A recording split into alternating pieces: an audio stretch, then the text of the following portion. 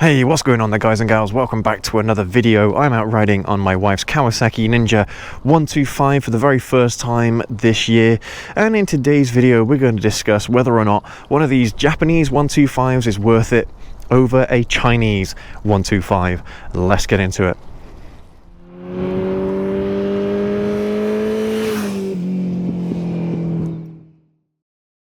Alrighty, guys and gals, so imagine you are a 17-year-old with about £2,000 in your pocket. Do you go out, buy yourself a nice brand new Chinese 125 motorcycle, or do you save up those extra little pennies for a little bit longer and buy yourself something like this?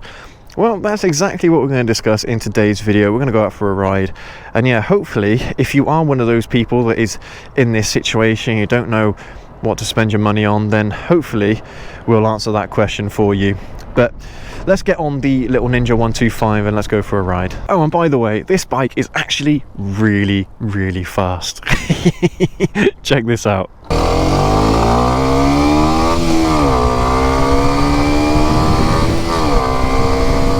Woo! Hey!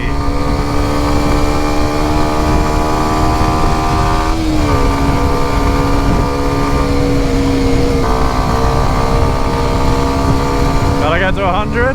Gotta get to 100.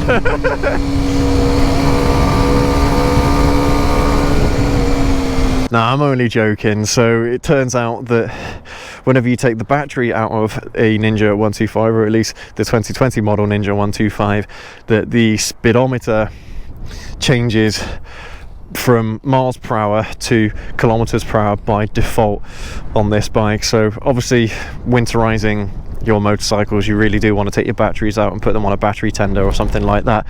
And yeah, the time, you'd expect the time to go wrong, but not the kilometers per hour. So I was riding around thinking, oh my god, I'm going really fast, how am I going this fast? And I realized that it was on kilometers per hour. But just in case you guys don't know, to change it on this bike, you hold down this left button here. So you have it on the odometer, hold the left button down and then press that one once, and then it changes between miles per hour and kilometers per hour. But yeah, it's just one of those things that made me chuckle, because yeah, I was going down 30-mile-an-hour roads doing 50 mile an hour, I thought, and Jesus, yeah, how am I going this fast?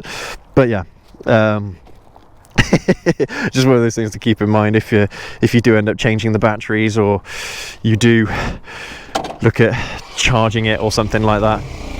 But I mean, that's another thing to mention as well. We do have our ride review of this little Ninja 125, this exact Ninja 125, so make sure to go and check that video out after this one if you are seriously considering buying a Kawasaki Ninja 125 as your first motorcycle. But yeah, so I've said loads of times how great this little bike is. I mean, it is pretty quick for a little 125. It's going to be reliable. I mean, we've had literally no problems with it since we've had it. And yeah, it's a fun little bike. And that's the thing, if you took the L plates off this thing with the fairings and all that, it looks like a proper little sport bike. It certainly does look the part. And yeah, it's got the Ninja branding on it as well, if you're into that sort of thing. So yeah, it really is a fantastic little bike to start off with. And yeah, I mean, when you think about it, you're buying a Japanese bike, you're going to be buying that reliability, you're going to be buying the brands, so to speak. And so yeah, you are going to be getting more for your money, I would say. So in short, if you're on the TLDR, then I would say always get yourself a Japanese bike over a Chinese bike, literally because of my experiences in the past. Again, if you guys have been following the channel for a while, then you know that I started off on Chinese bikes, and I have very little good things to say about Chinese bikes, let's just say that. This is actually the second take of this video because my GoPro decided to die not even halfway through filming the first take, so yeah, I'm kind of on the clock here as well because it's meant to be raining in the next hour or so, and I want to get this video done before then. So, okay guys, alright, the pros for Japanese bikes, as I've kind of already alluded to, are reliability.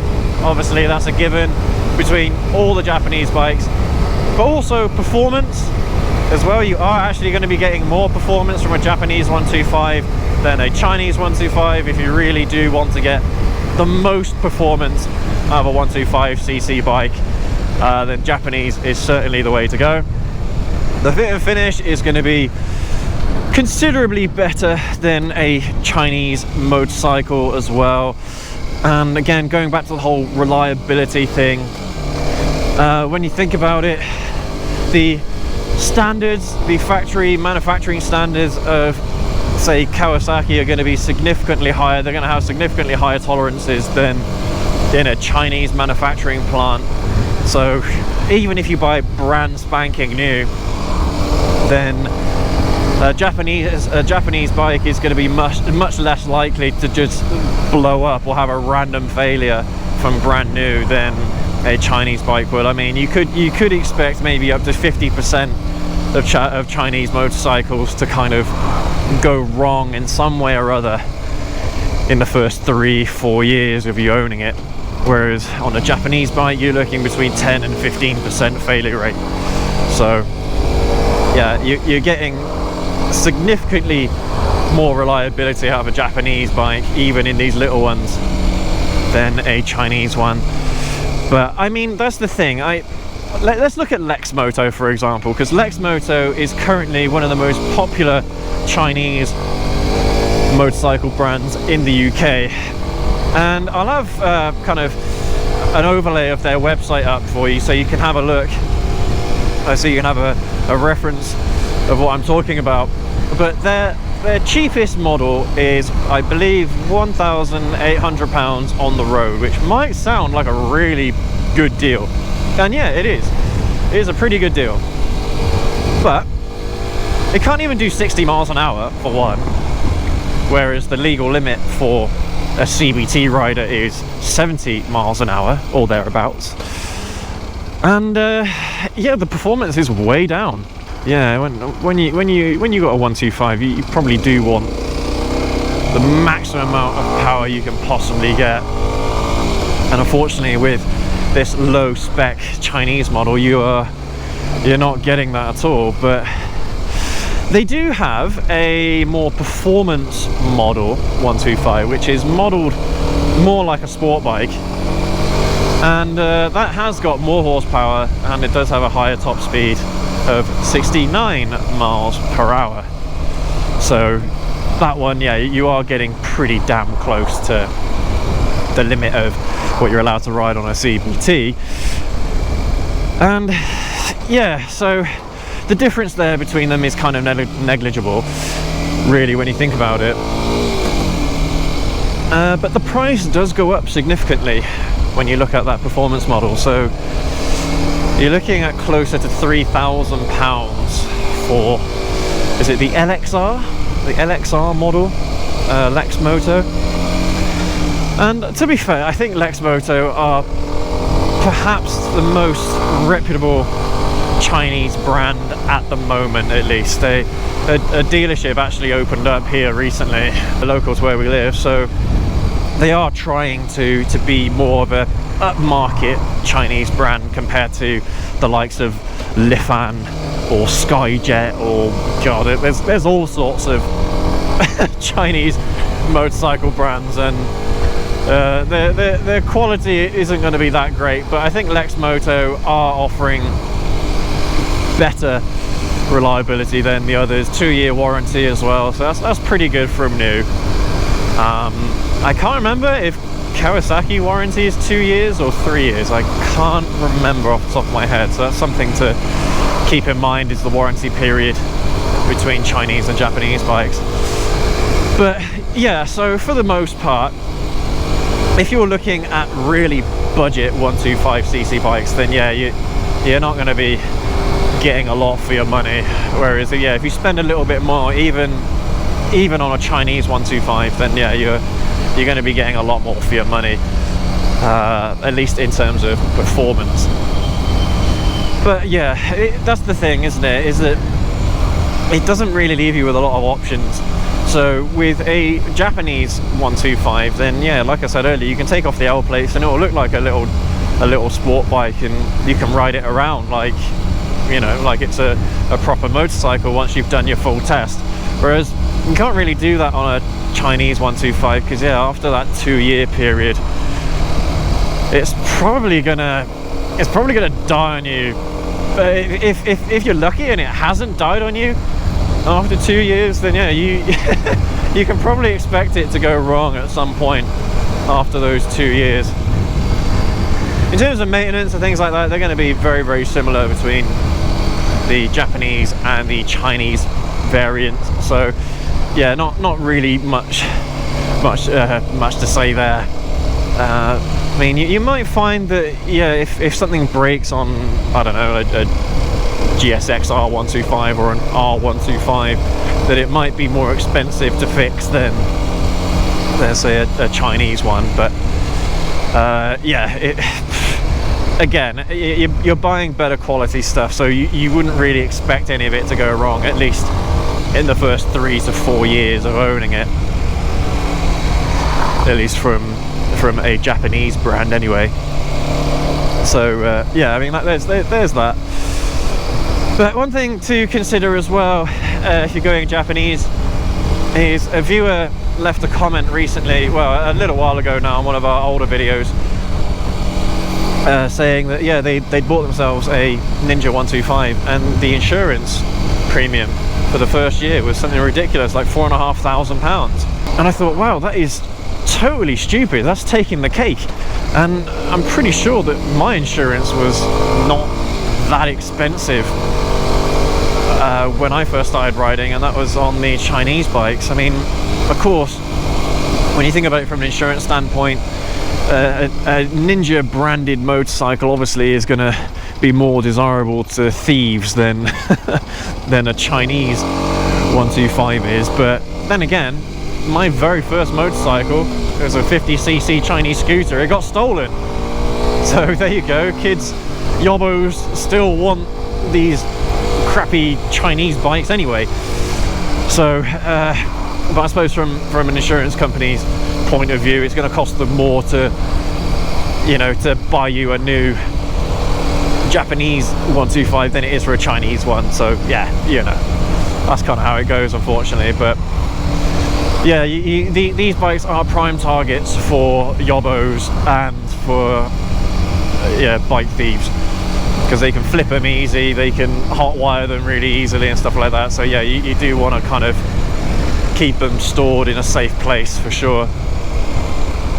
But yeah, I mean, like I was saying earlier, personally, a Japanese 125 is going to give you much better value for money than a Chinese 125. And that's the thing, if you buy a Japanese bike and it lasts you for 4 years or something like that until you buy you know, till you go up a model, and nothing goes wrong with it, then yeah, you're doing really well. Whereas if you have to buy a cheap Chinese bike, but then you have to spend a load of money fixing it every couple of years or every year or something like that, then yeah, it's probably paying more for it in the long run anyway, you know. But that's probably the biggest argument here between whether or not you buy a Japanese or you buy a Chinese 125, and that is, do you really actually want to buy a nice bike as your first one? The reason why I say that is because more than likely you are going to drop this first bike, and you may drop it more than once. So do you really want to buy a really, really nice bike just for you to drop it?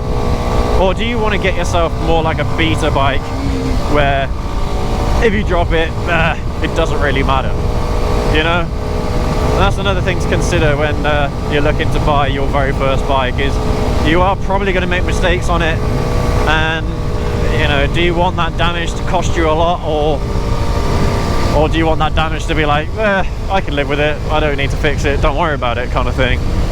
Personally, buy quality because it will look after you.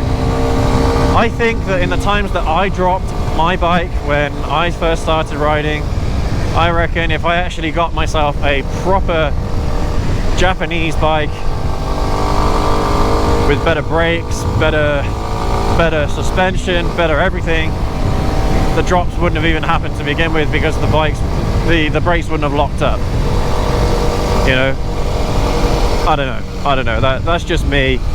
Yeah, your mileage may vary, but there is still that likelihood that you are going to end up dropping the bike if it's your very first one, or if you haven't been riding for very long anyway. So anyway, guys and gals, I'm going to leave the video here. I hope that this has helped answer your question whether or not you should buy a Chinese 125 over a Japanese. And yeah, like I said at the beginning of the video, I personally would save up those extra pennies and get yourself a Japanese 125. They're going to last you in the long run, and they're more usable, okay, because they've got that little bit of extra horsepower, because they've got that little bit of extra top speed. You'll be able to do more with them. I mean, that's the last thing you want, isn't it, is going on a road trip only to find that the bike that you've got isn't really fit for purpose, you know. So that's just the way how I feel about it. And yeah, you spend a little bit more money, it's probably going to look after you, okay. There are loads of people that swear by Japanese motorcycles, and there's a reason for that. It doesn't matter which one it is either, whether that's Suzuki, Yamaha, Honda or Kawasaki, you are going to get a really good deal with any of those brands anyway, even if it's used. All right, so yeah, just keep that in mind. You might find it better, instead of paying £2,500 for a brand new Chinese bike, to spend £2,500 on a used Japanese bike. You know, that might be better for you. Anyway, guys and girls, I'm going to enjoy this ride whilst I can before the rains come in, because they'll be here any time now. Yeah, I hope you're all doing well, and as always, make sure to leave a like, comment and subscribe if you enjoyed the video. Let us know your thoughts on Chinese 125s, and if you know what experiences you've had on Chinese 125s. And yeah, we will catch you all in the next video. Have a good one, guys and girls.